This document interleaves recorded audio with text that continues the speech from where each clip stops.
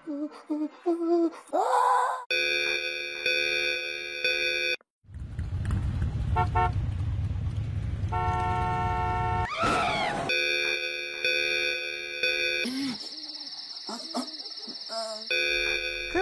kes-kes kecemasan memerlukan bantuan awal daripada hospital dan ambulans.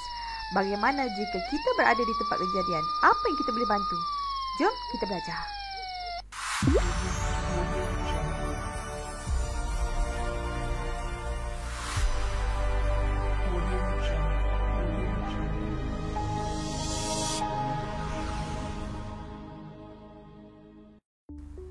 Assalamualaikum dan salam sejahtera kepada semua ahli-ahli bulan sabit merah Malaysia. Baik, tahniah kerana ini adalah perjumpaan kita yang keempat. Pada minggu ini kita akan mempelajari mengenai bantu mula. Kita akan meneliti satu persatu apakah maksud bantu mula, tujuan bantu mula, tugas ketika bantu mula, dan apakah isi kandungan di dalam peti kecemasan ketika kita memerlukan untuk proses bantu mula. Apakah maksud bantu mula? Maksud bantu mula adalah bantuan permulaan yang pertama diberikan kepada atlet atau mangsa yang tercedera mengalami kemalangan atau sakit yang mengejut sebelum ketibaan paramedik, iaitu seperti ambulans, doktor ataupun pembantu perubatan yang bertauliah. Apakah pula tujuan bantu mula? Baik, tujuan yang pertama adalah bagi menyelamatkan nyawa. Jika mangsa pengsan, pastikan laluan udara mangsa tidak dihalang oleh sebarang objek dan pastikan mangsa dapat bernafas. Jika mangsa berdarah, cuba hentikan pendarahan secepat yang mungkin. Tujuan yang kedua pula adalah bagi mengelakkan kecederaan yang lebih serius. Jika mangsa berada di tempat yang bahaya, sila alihkan mangsa dan jangan buat mangsa banyak bergerak. Selesakan juga mangsa daripada tempat yang kesejukan, kepanasan ataupun kawasan yang agak basah. Manakala tujuan yang ketiga adalah bagi mendapatkan bantuan perubatan. Minta rakan mengambil peti kecemasan yang berhampiran jika diperlukan. Pastikan ambulans dan pembantu perubatan yang bertauliah sampai secepat yang mungkin. Tunggu bersama mangsa yang cedera sehinggalah bantuan itu sampai. Apakah tugas ataupun peranan kita ketika bantu mula? Tugas ketika bantu mula adalah mengurangkan risiko kecederaan yang dialami oleh mangsa dengan memberi bantuan kecemasan, mencegah kehilangan darah yang banyak, mengawal renjatan yang boleh menyebabkan muka menjadi pucat, badan lemah, berpeluh dan menggigil.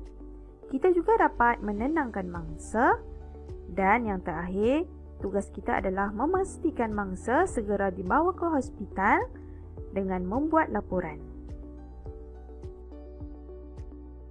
Apakah yang perlu ada dalam peti kecemasan ataupun first aid kit? Bekalan asas yang biasanya ada di dalam peti kecemasan adalah seperti plaster, kain kasar, pita pelekat dan bandage dan semuanya dalam pelbagai saiz dan bentuk. Berbola kapas, pembalut elastik, safety pin, kain penganduh jari, peg sejuk segera, sarung tangan dan pengelap antiseptik, air suling ataupun air mineral untuk membersihkan luka, termometer, tweezer, splint, gunting dan semua manual untuk item di dalam kit, cawan ubat, sudu. Peti kecemasan ini perlulah diselenggara dan digunapakai oleh orang-orang yang telah bertauliah. Jika di sekolah, lebih baik minta bantuan daripada guru. Untuk menjelaskan lagi, jom kita tonton video ini. peti pertolongan cemas. Bahan dan peralatan. Hai murid-murid, saya Dr. Nina. Saya akan mengajar kamu bahan dan peralatan dalam peti pertolongan cemas. Peti pertolongan cemas mempunyai bahan dan alatan yang boleh digunakan untuk merawat luka yang kecil. Mari kita lihat apakah bahan dan peralatan dalam peti pertolongan cemas.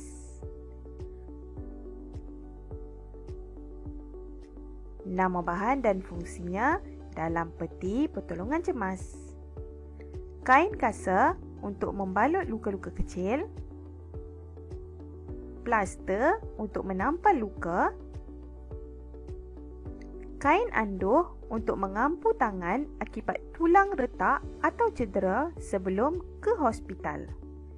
Gunting untuk menggunting bahan. Ubat antiseptik iaitu untuk membersihkan luka-luka ringan. Dan krim antiseptik untuk mencegah jangkitan kuman. Dan akhir sekali adalah kapas bagi membersihkan luka. Saya harap semua murid-murid telah jelas tentang bantu mula, iaitu maksud, tujuan, tugas bantu mula dan juga isi kandungan peti kecemasan yang kita perlukan ketika melaksanakan bantu mula. Sebagai seorang anggota BSMM ataupun Bulan Sabit Merah Malaysia, kita hendaklah sentiasa bersedia untuk memberikan khidmat bantu mula ketika berjumpa dengan mangsa ataupun berdepan dengan mangsa yang cedera. Setakat itu saja. Terima kasih. Assalamualaikum.